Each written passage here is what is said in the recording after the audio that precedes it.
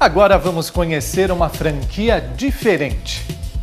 De uma empresa financeira que compra notas promissórias, cheques e duplicatas de outras empresas que receberam esta importância dos clientes e, no lugar de esperar a compensação, trocam por dinheiro pagando uma taxa.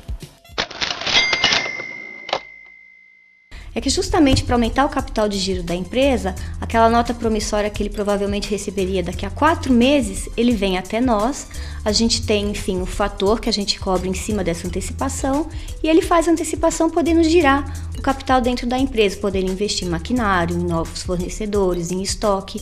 Então, justamente essa relação entre nós e os nossos clientes é para o aumento do capital de giro e fomento das empresas para que justamente através do crédito elas consigam cada vez mais crescer dentro do mercado.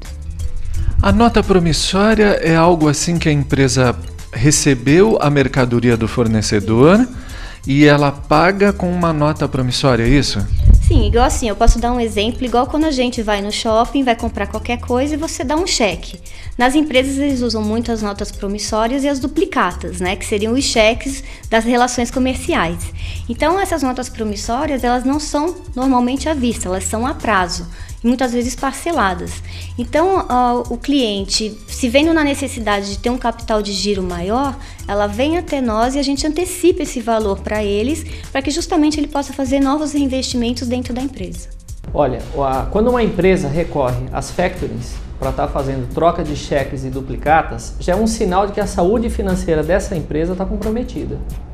Por quê? Porque você só recorre a uma factoring quando as portas já se fecharam nos bancos, ou seja, você não consegue mais nenhuma linha de crédito nos bancos e aí, como última alternativa, o empresário acaba recorrendo a factorings e também a agiotas, né?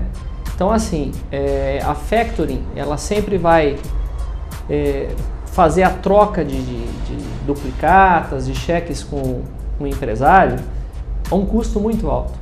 As taxas de juros são altas e muitas vezes, além do cheque, eles querem garantias. E a garantia, muitas vezes, o que é? É um imóvel, um veículo ou até mesmo um fiador. Ou seja, aí o empresário acaba comprometendo até mesmo um outro membro da família, um outro amigo, para ser fiador naquele negócio que só vai afundar a sua empresa. Por outro lado, para que esta operação seja realizada, a empresa financeira precisa estudar o cedente e o sacado. Quem são essas pessoas? Esse cliente que vem até nós para fazer essa venda do recebível é o nosso cedente, né? É aquela pessoa que cedeu o seu crédito para a nossa empresa. E o sacado é aquele que emitiu a duplicata ou o cheque ou a nota promissória para o nosso cliente. Então, quando a gente tem a operação, a gente faz uma análise do cedente para ver se ele é saudável, como que ele está no mercado. A gente usa os órgãos como o Serasa, Associação Comercial. Então, a gente faz toda uma análise de crédito e vê como está o nosso cedente. Mas o importante dentro da nossa operação é o sacado, porque é dele que nós iremos receber depois o crédito que nós compramos, né? Então, nós vamos fazer também a análise do sacado. Como? Através dos mesmos órgãos, a gente vê a concentração dele de compras pelo mercado, a gente vê se ele tem algumas restrições, então a gente vê se o sacado também é saudável, né? E caso haja qualquer problema nessa operação, a gente cobra inicialmente do sacado, mas caso o sacado não cumpra com o negócio, o cedente é o responsável da operação. Ou seja, a nossa relação é sempre essa triangulação entre nós, a empresa de factoring, o cedente e o sacado. Mas sempre a gente tem uma relação saudável e as nossas taxas de inadimplência são menores que 5% ao ano. Então, acho que é bem saudável para uma relação muito tranquila de ceder o crédito. Olha, o empresário ele precisa ter muito bem organizado na ponta do lápis, principalmente empresas familiares são as que mais sofrem com isso, né? As pequenas e médias empresas. Então ele precisa ter o controle financeiro total da sua empresa, saber o quanto entra de dinheiro, o total que sai, todas as despesas aí com funcionários, INSS, fundo de garantia, enfim, ter tudo de forma detalhada para evitar cair nas factorings. E a forma saudável para se negociar uma dívida é sempre procurar o banco e expor qual a real condição de pagamento da sua empresa para o banco. Não pode comprometer aí todo o faturamento da empresa para estar cobrindo juros e limite de cheque especial, que é o que está acontecendo hoje com muitas empresas. Ainda ontem eu estava lendo uma matéria no jornal aqui de São Paulo dizendo que aumentou em 14% a quantidade de pedidos de falência de empresas e pedidos também de recuperação judicial.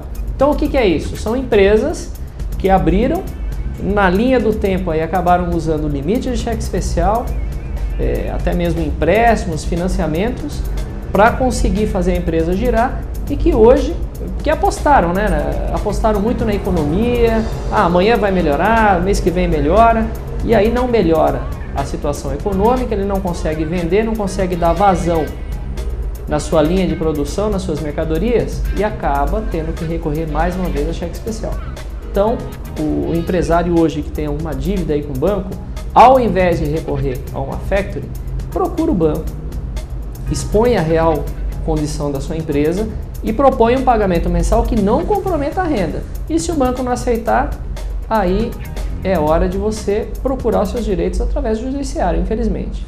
Este mercado acontece pela necessidade de um empreendimento de obter dinheiro instantaneamente, para aplicar no próprio negócio. Por que uma empresa recorre ao factory? Inicialmente ela poderia ir até um banco, mas o banco é extremamente burocrático e muitas vezes as empresas já estão com todo o seu crédito tomado nos bancos. Então eles recorrem à factoring primeiro pela rapidez da negociação. Essa nossa análise, entre a nossa análise e a conclusão do negócio, leva menos de 48 horas. Então, justamente a agilidade. E as empresas buscam justamente as empresas de factoring para aumentar o capital de giro, justamente para fazerem mais investimentos, exemplo, numa indústria têxtil, maquinário, em novos estoques. Então, você consegue, através da factoring, justamente fazer com que o seu giro seja muito mais rápido. E voltando um pouquinho a falar dos recebíveis, se as suas notas promissórias, as suas duplicatas ou os seus cheques são para 30, 60, 90 dias, por exemplo, você teria que esperar 90 dias para ter aquele volume todo de capital para poder girar na sua empresa. Aqui não, você já antecipa esse valor, então você já pode utilizar ele dentro da empresa para justamente fazer esse desenvolvimento, né? Justamente na parte do capital de giro. Agora, a empresa ela tem que analisar se ela vai conseguir uma rentabilidade superior à taxa que a empresa financeira está cobrando, né? Sim, justamente, as nossas taxas, elas são um pouco maiores que as taxas do banco. Por quê? Justamente porque a gente tem essa questão da agilidade na cessão do crédito. Mas as nossas taxas compensam justamente pela antecipação de valores que você poderia receber até em 180 dias, como tem operações aqui na nossa empresa, que são de 180 dias, a empresa já no tempo presente, ela pode aplicar todo esse capital justamente no desenvolvimento da empresa. Ela não precisa esperar esse tempo todo para a aplicação do capital. Então, às vezes, vale mais a pena você pagar uma pequena taxa e você ter esse capital no tempo presente, para que naqueles 180 dias você consiga girar todo esse dinheiro. Não vale a pena porque existem outras formas de financiamento que são oferecidas aí pelo BNDES, né? Então existem formas de financiamento mais baratas que você pode conseguir através dos bancos federais que vão viabilizar a sua empresa. Volto a frisar, geralmente o empresário recorre a factoring por quê? Porque já fechou a porta para ele dentro do banco, porque ele tem o nome em restrição dele, pessoa física, e também da empresa. Então ele acha como alternativa para melhorar o seu negócio a factoring. Só que isso aí não vai melhorar, só vai piorar a situação. Então assim, se você está com o nome da sua empresa em restrição e se é isso que está impedindo você de obter créditos com taxas de juros menores, recorre ao judiciário. O judiciário está aí para isso, né? Que a restrição de nome é um mecanismo que o banco, que o sistema financeiro utiliza para pressionar a empresa que está devendo. Só que o judiciário, ao mesmo tempo que você entra lá no judiciário dizendo, olha, o nome da minha empresa está em restrição e isso está inviabilizando que eu consiga manter essa empresa em funcionamento, o empresário vai lá e se propõe a pagar essa dívida em juízo. Automaticamente o juiz vai mandar tirar a restrição do nome e ele consegue financiamento bem mais barato nos bancos federais. Mas qual seria a diferença entre buscar recursos num banco e numa factory? E por que as empresas recorrem ao factoring e não aos bancos? Eu acho que a pergunta não é bem essa. Assim, na verdade, eles já se recorreram aos bancos, só que eles já tomaram todo o crédito que ele podia. Exemplo, uma empresa foi ao banco, ele tinha 1 milhão de crédito, ele já pegou 1 milhão, ele não pode pegar mais, o banco não dá mais. Mas ele precisa de mais capital de giro para comprar mais material, para fazer mais estoque. Então, o que acontece? Ele vem a factoring e aí a gente faz essa compra do recebível e a gente ganha ali do sacado dele que emitiu aquele recebível ao longo do tempo. Dessa maneira, ele consegue ter um capital de giro inicial.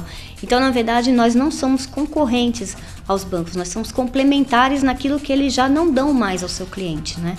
Porque normalmente o banco estabelece um limite e depois daquilo realmente é muito difícil uma empresa conseguir ampliar esse capital dentro do banco, né? Então eles recorrem justamente à factoring por conta de ter esse capital disponível e de você ter a agilidade na operação. Operações em banco, às vezes uma análise de crédito pode demorar de 10 a 20 dias, porque você tem que dar uma série de documentações, uma série de respaldos. Aqui a gente, através da análise de 8 documentos da empresa, que vai desde o contrato social até o imposto de renda da empresa, entre outros documentos, a gente faz as análises nos órgãos que a gente tem e a gente analisa no nosso credit score se aquela empresa é saudável ou não e a gente faz a cessão do crédito. Ou seja, em menos de 48 horas, a empresa que levaria 20 dias no banco, levou 48 horas na nossa empresa para ter o crédito que ela precisava.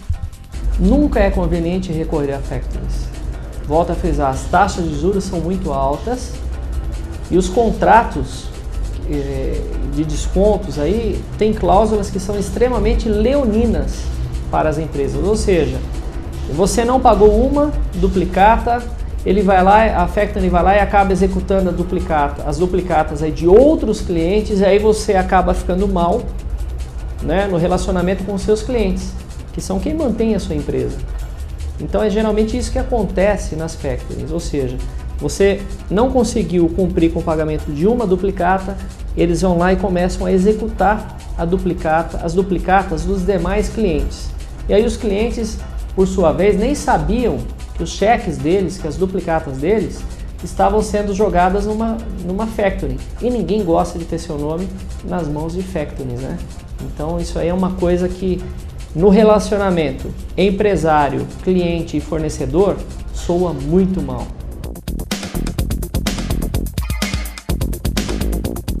E no próximo bloco, hein, temos nada mais, nada menos do que o balanço da economia. Até já!